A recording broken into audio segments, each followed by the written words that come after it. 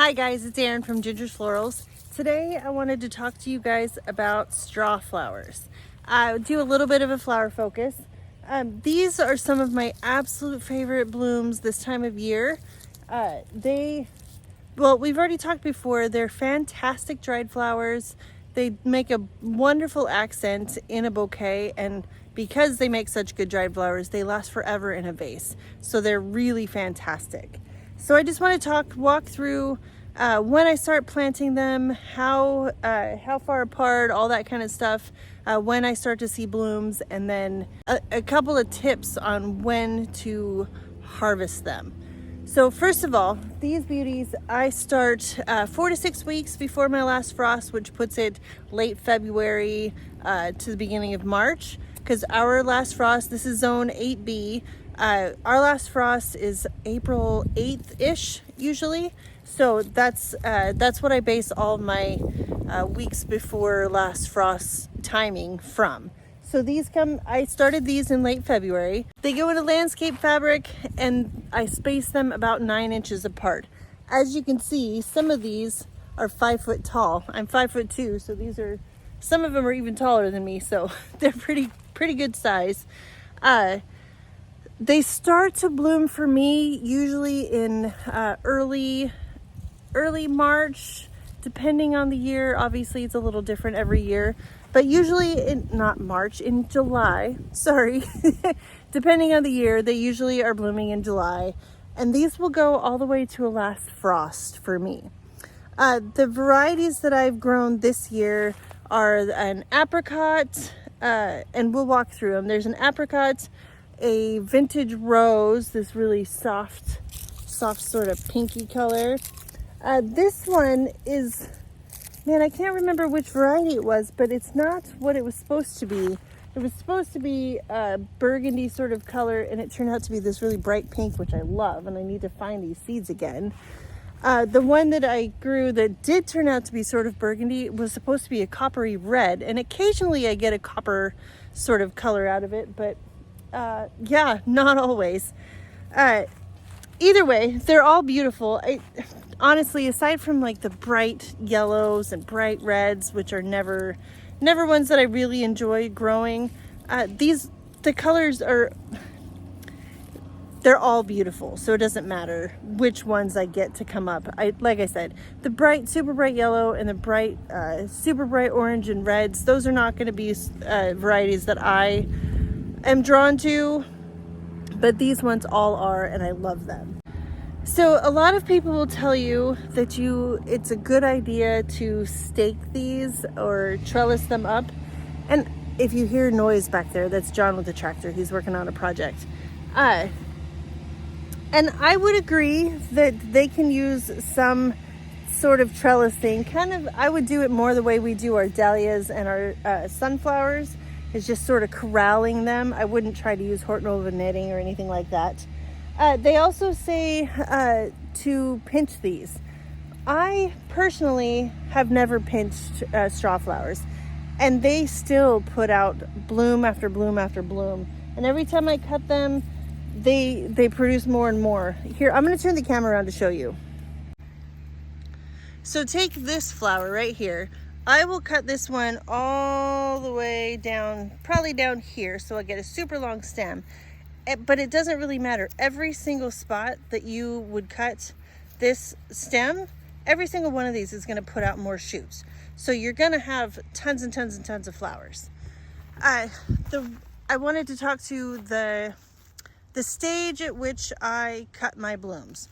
So this straw flower, if I was cutting this and just to use it in dried arrangements, this would be just fine, because I'd hang it upside down, it would stiffen up just in that way. But if I'm going to cut these for market bouquets, I can't cut them this early. They will flop. You see, it's a lot like a lot of the different summer blooms. If they're not ripe enough, they will flop over in a vase. This one here is close. I do want it a little tiny bit more open. This one is too open. You could use it in a bouquet and it would hold up all right. You can't use this for a dried flower because it'll turn brown. It'll try to go to seed in whatever arrangement that you put it in. You can see right here, this is one that is trying to go to seed. Well, it is going to seed. You could save your seeds from Strawflowers fairly easily. I don't, because they're not hard to get my hands on, but you could. So, like I said, this is probably a little bit too open. Let me see if I can find one that is right on, right here. You see this one? You can just barely start to see the yellow of the center. For a bouquet, that's usually when I want to cut it. They will hold up in a vase. They don't get super floppy. And when I'm done with them in a bouquet, I can also, at this point, still hang them up to dry, and they'll hold up really well. Okay, let me walk through and show you exactly what all these different varieties look like. This one right here, this is apricot.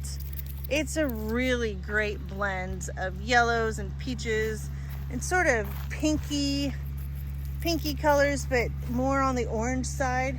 It's a really lovely color combination, and it goes really well with most everything else that I grow.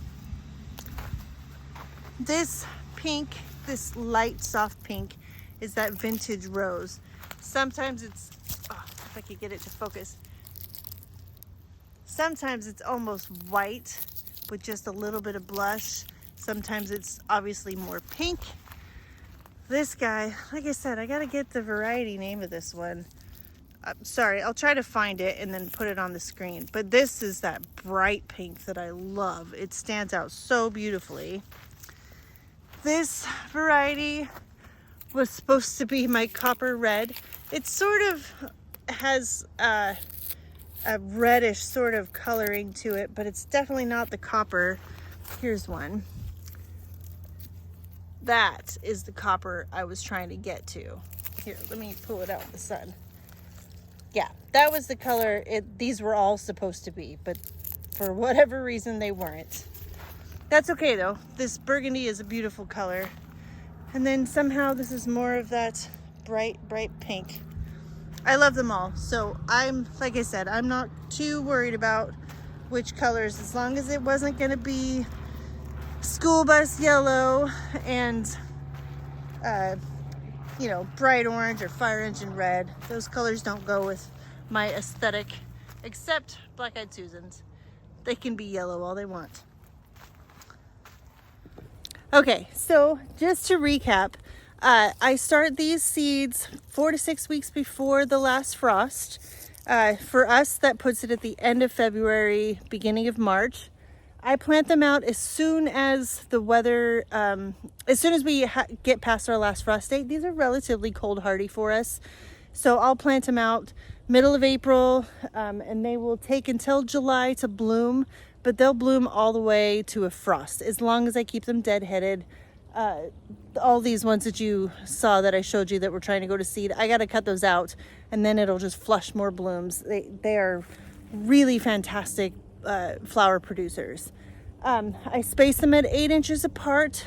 I wait until the flower is trying to open, not quite this far, but is opening up before I cut them. Otherwise it'll be floppy in a vase. They're some of the absolute best classic dried flowers for any arrangement, and I just adore them. It's kind of fun. People walk by and they touch them and they make all the papery sounds, and I don't know, there's something about it that people like, and the nostalgia of it because they're such a classic dried flower.